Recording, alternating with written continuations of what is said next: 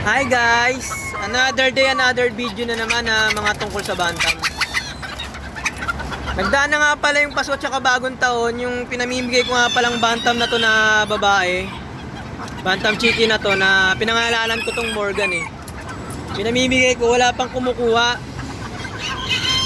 Wala pang nagpipihim sa akin na kunin to. Kaya malaki na siya. Inaasawa na nga siya na itong kapatid niya eh. Iwalay ko na to. Hindi po kasi pwedeng ibabad to sa inahin. Yung ano natin kasi ano, napapanot to. Kita nyo paano to. Taba sa camera. Napapanot. Hindi pwedeng ibabad ng matagal yung inahin. Eh napapanot, tinutukan nyo. Napapanot eh oh. May balaybo sa pisngi ang ano na yan eh. Yung bantam na yan na si Dragon yun. Pinamimigay ko na tong ano na to. Inahin na to kapatid niya kasi inaasawa niya. Malapit na po itong mangitlog. Paparisan nyo na lang ho ng kak. Yun. Sa mga gustong ano, sa mga may kursunada nito, pinamimigay ko na lang. Kung malapit lang kayo dito sa Metro Manila, pamimigay ko lang sa inyo to. Wala ko kayong babayaran dito, pamimigay ko lang sa inyo. Yan. Meron na papakita sa inyo na gagawin kong hen yung puti. Pinangalanan ko yung si Ivory. Kunin ko lang. Ito nga pala yung isa kong hen na babae, kapatid niya nila Blues. Blue leg siya. Kaya ito ang gagawin kong panibagong ano eh. Heni na inahin yan. Ang pangalan nga pala nito ay pinangalanan ko tong si Ivory. Kasi ano, puting-puti. Puting-puti. Ivory.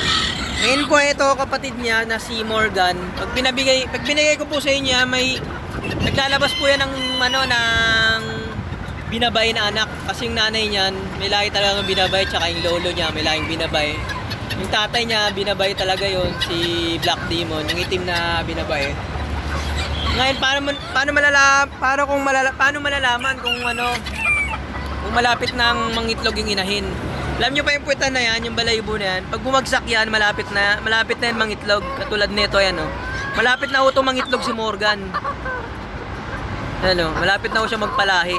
Katulad nito ni Ivory. Si Ivory, yan, oh. Kita nyo yung buntot. Nilipad. Nakita nyo yung balaybo nito ni Ivory. Pababa na ho yan. Pag bababa na ho yan, malapit na ho silang mangitlog. Yan. Maparisa na lang ho sila. Ayan yung mga palatandaan na malapit na mangitlog ang mga inahing mga bantam. Bali ito si Ivory. Ito si Ivory. Si Morgan nasa 5 months na ho ito, mahigit. Yan. Malapit na ho talaga sila mangitlog. Kumakakak na nga ho ito eh. Yan lang po mga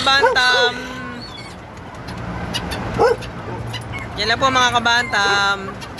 Interesado po kayo sa mga ganitong mga video, mag-subscribe lang po kayo, like and share para marami pa po tayong pag-usapan tungkol sa mga bantam. Namibigay ko lang yan. Yan lang po, bye po muna. Salamat po.